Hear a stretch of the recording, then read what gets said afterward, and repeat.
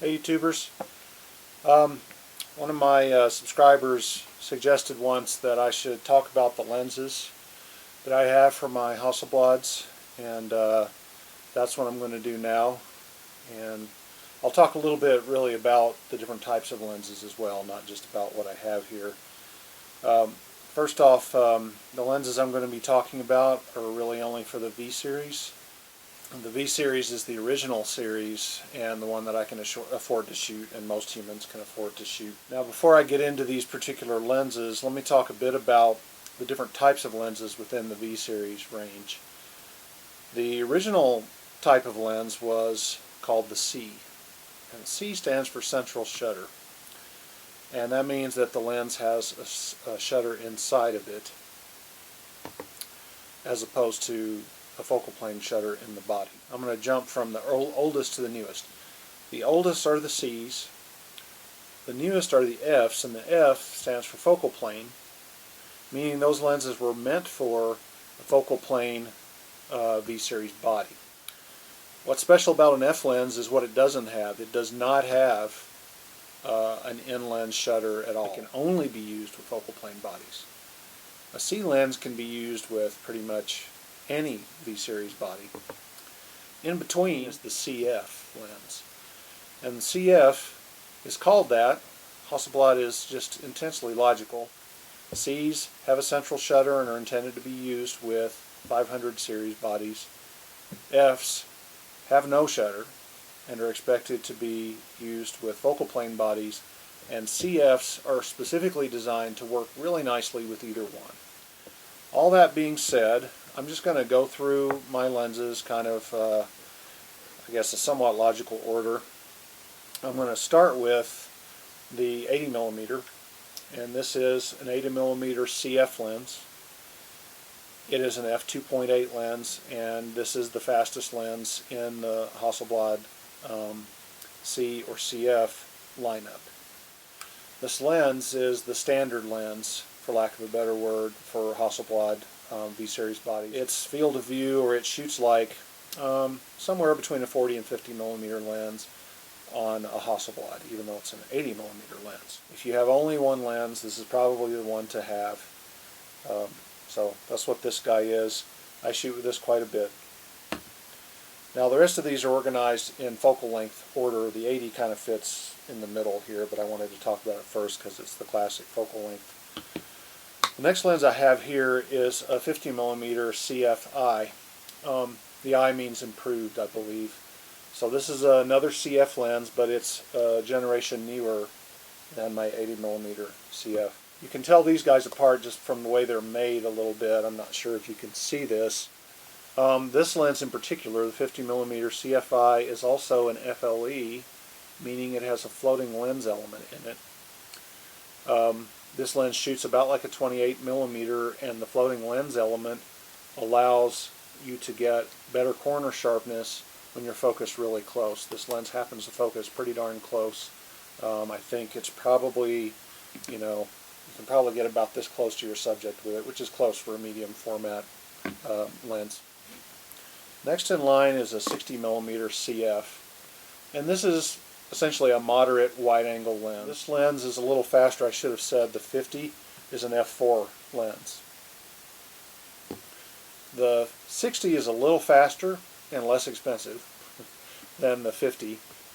It's a max aperture of f3.5. This lens is really, really great. If you're doing just general landscape or you just kind of want a moderately wide lens, this thing is insanely sharp. I really like it, even though these two are very close to each other in focal length, the 50 and the 60. I'm keeping the 60. It's just really, really good. I've used it for some of my favorite landscape shots have been made with this guy. Alright, so now this is a C lens. This is a 120mm S planar, and it's got a maximum aperture of only 5.6. It's a C lens, so it is earlier than my CF lenses. C lenses are the oldest, and they look the oldest. They're beautifully made. The brass is actually machined to make the knurling for your focusing knob and your shutter speed. What makes this lens special is it's kind of a portrait lens, I guess. It's a portrait slash macro lens. The length is really good for portraits. You can fill the frame fairly well with this lens.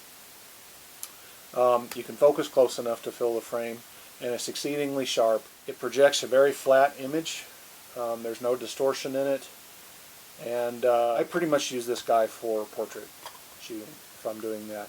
The downside of this lens, and it's the downside of most C lenses, not multi-coated, it's single-coated, and it is pretty susceptible to flare. This one is very susceptible to flare, and I've got the photos to prove it. I still like it though. The next lens and the last one, this is my longest lens. This is a 150, and this is really the classic portrait lens. This is like the, one of these and one of these. If you're doing portrait photography, fashion photography, or whatever, you're covered. If you believe what you read. The 150 also shoots at f4 as a maximum aperture. You can fill the frame for a portrait with this guy pretty well. And it's good, in a lot of cases where, say, a 90mm, 85mm lens in 35mm world, it's good in those same kind of scenarios in the medium format world. Alright, just to talk about one more piece I have here. This is what's called a Tele Extender.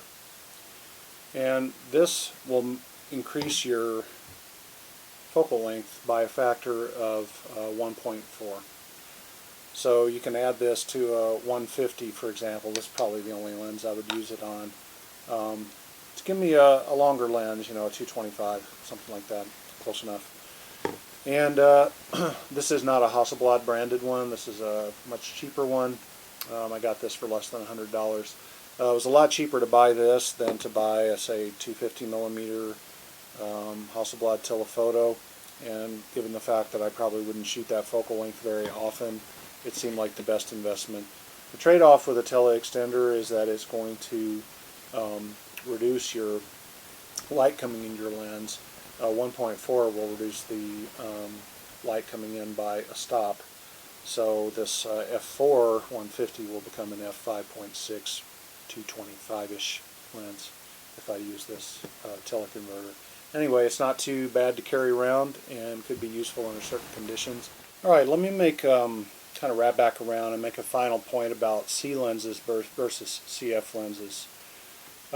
C lenses, being the oldest, have some different design aspects to them. For one thing, the shutter speed and aperture are locked together by default.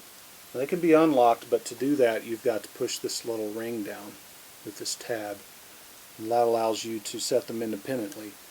As a matter of fact, that's really how you set exposure on this lens. I don't know if it'll show up here, but because it's red on silver, but that's the EV scale for the lens, and I set my EV by doing this. Then when I turn my aperture or shutter speed, however you want to think of this dial, it turns the other, and I can set them independently by pushing it down and twisting. So they're locked together by default. CF lens, on the other hand, the aperture and shutter speed are not coupled together by default. You have to choose to couple them together by pushing this button down, and then that locks them together. So this lens, you can see the EV scale easier here. It's kind of easier to get the original, your starting EV setting, and then you switch around and change your f-stop and shutter speed by holding this button down. So probably these are your best value, and honestly CFs, being both C and F, are the most versatile lenses in the range. You can shoot a C lens on a focal plane body. They're not built for it, but you can do it by putting them on the bulb setting. A CF actually has an F setting on it. I don't know if you can see it here. And you put the lens into that mode, and that turns off the shutter. So the shutter in the lens doesn't fire. So that is a pretty cool thing about these. These will work with any Hasselblad V-Series camera ever made. I think that's it. So I'm going to close. Thanks for watching. Stay tuned for more photography stuff, and I'll catch you later.